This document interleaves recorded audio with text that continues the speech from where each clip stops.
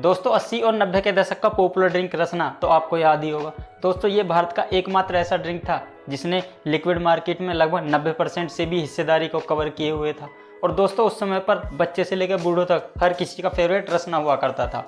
लेकिन दोस्तों फिर ऐसी क्या गलतियाँ हुई जो आज मार्केट में रसना कम ही देखने को मिलता है।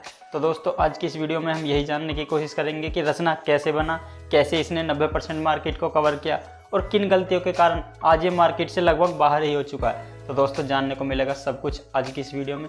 अगर आप चैनल पर पहली बार आए हैं तो हमारी इस छोटी सी यूट्यूब फैमिली के साथ जुड़कर इसको और भी बड़ा करें ताकि आपको भी ऐसी इन्फॉर्मेटिव वीडियोज़ लगातार मिलती रहें। दोस्तों बात है 70 के दशक की। दोस्तों 70 के दशक में भारतीय मार्केट में दो पॉपुलर ब्रांड हुआ करते थे, लिम्का और थम्स अप। उस समय पर मार्केट में इन दोनों की ही मोनोपोली चला करती थी।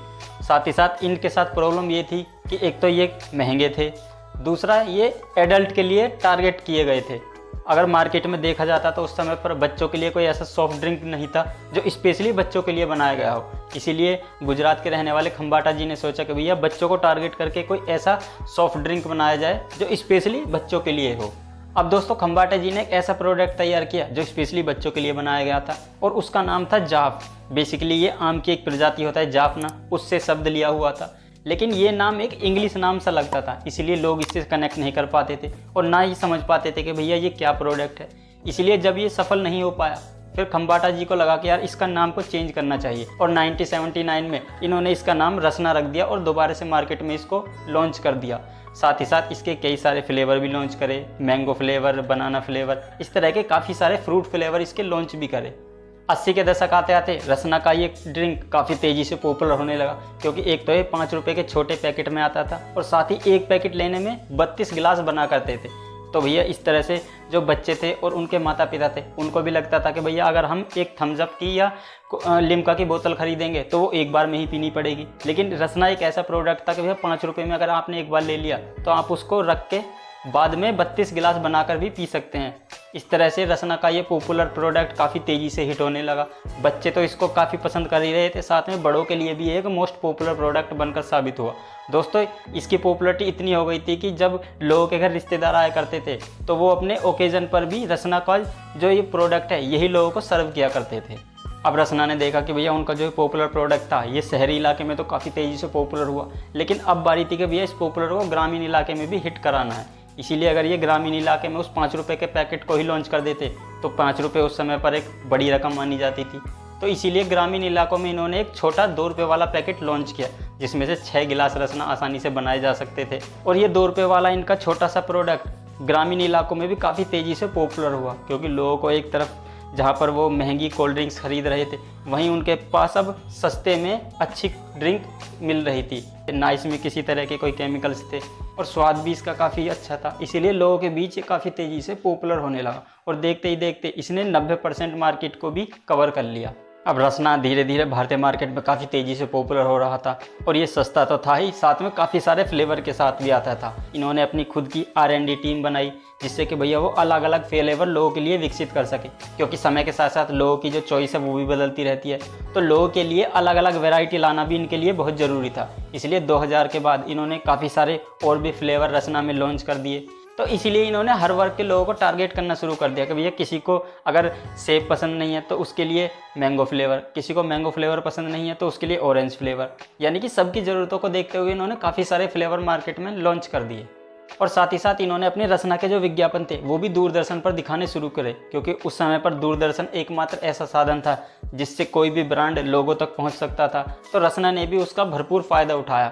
उस समय पर टीवी पर चित्रहार, रामायण जैसे जो पॉपुलर शो थे वो आया करते थे, तो उनके बीच में रसना ने अपने ऐड चलाने शुरू करे और रसना का वो आई लव यू रसना वाला जो जिंगल था वो काफ़ी ज़्यादा पॉपुलर हुआ, जिससे भी रसना की पॉपुलरिटी गाँव से लेकर शहरों तक हर कहीं पर काफ़ी तेज़ी से बढ़ी। और साथ ही साथ रसना ने जो मार्केट में गैप था कि बच्चों के लिए कोई भी सॉफ्ट ड्रिंक नहीं थी, उस गैप को भी भरा और साथ ही साथ रसना एक बहुत बड़ा हिट पॉपुलर प्रोडक्ट साबित भी हुआ। लेकिन जब रसना की इतनी तेज़ी से ग्रोथ होनी शुरू हुई तब दूसरी तरफ जो बड़ी कंपनियां थीं, कोको कोला और बाकी जो बड़ी कंपनियां थीं, उन्होंने भी इस वाले जो सेक्टर को टारगेट करना शुरू किया। और साथ ही साथ कोको कोला और रियल, ट्रोपिकाना, ये जो बड़ी कंपनी थी, इन्होंने पैकेट में जूस और इस तरह के जो प्रोडक्ट थे वो बनाने शुरू कर दिए।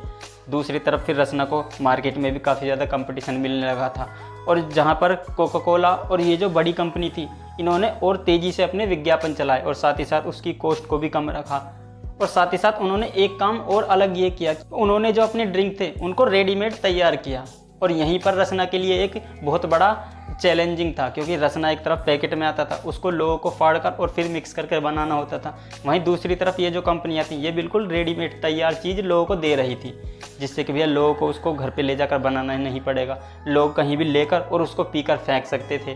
तो यहाँ पर रसना के लिए ये चीज़ें थोड़ी सी उल्टी पड़ती चली गई और यहाँ पर फिर लोगों ने रसना को ख़रीदना धीरे धीरे कम कर दिया, क्योंकि लोग भी भैया झंझट में नहीं पड़ना चाहते थे कि भैया रसना को ख़रीदेंगे और फिर उसको घर ले जाकर बनाकर जब पिएंगे। वहीं अगर कोई बंदा बाहर जा रहा है तो वो चाहेगा कि भैया मुझको रेडीमेड चीज़ मिले और पीकर उसको फेंक दूँ। दूसरी तरफ जो ये बड़े ब्रांड थे, इनके पास ज़्यादा पैसे थे अपनी मार्केटिंग करने के लिए और साथ ही साथ अपनी जो पैकेजिंग थी उसको बोतल में या फिर टेट्रा पैक में बनाने के लिए, और उसमें कस्टमर के लिए भी फ़ायदा था कि भैया वो बोतल को लेकर अपने घर पर भी जा सकते थे और टेट्रा पैक को पीकर आराम से फेंक सकते थे। वहीं रसना पीछे इसलिए रह गया कि वो अगर टेट्रा पैक या बोतल के रूप में रसना को लाता तो उसमें कॉस्ट काफ़ी ज़्यादा लगती और कहीं ना कहीं वो जो सस्ते वाला रसना था वो लोग कहीं ना कहीं मिस करते। इसलिए रसना इन सब मार्केट स्ट्रेटजी के चलते ही मार्केट में पिछड़ता चला गया।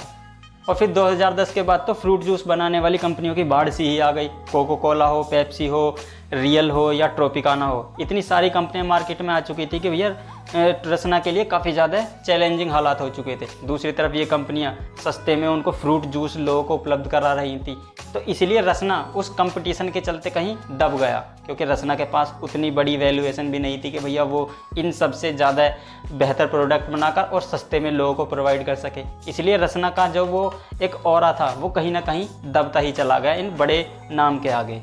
लेकिन दोस्तों ऐसा नहीं है कि रसना बिल्कुल ही ख़त्म हो गया। रसना के वो क्लासिक फ्लेवर आज भी मार्केट में मिलते हैं और ऐसा नहीं है कि रसना केवल भारत देश में ही इसको काफ़ी ज़्यादा पसंद किया जाता है। रसना आज 60 से भी ज़्यादा देशों में बिकने के लिए जाता है और वहाँ से भी कंपनी आज अच्छा खासा कारोबार कर रही है।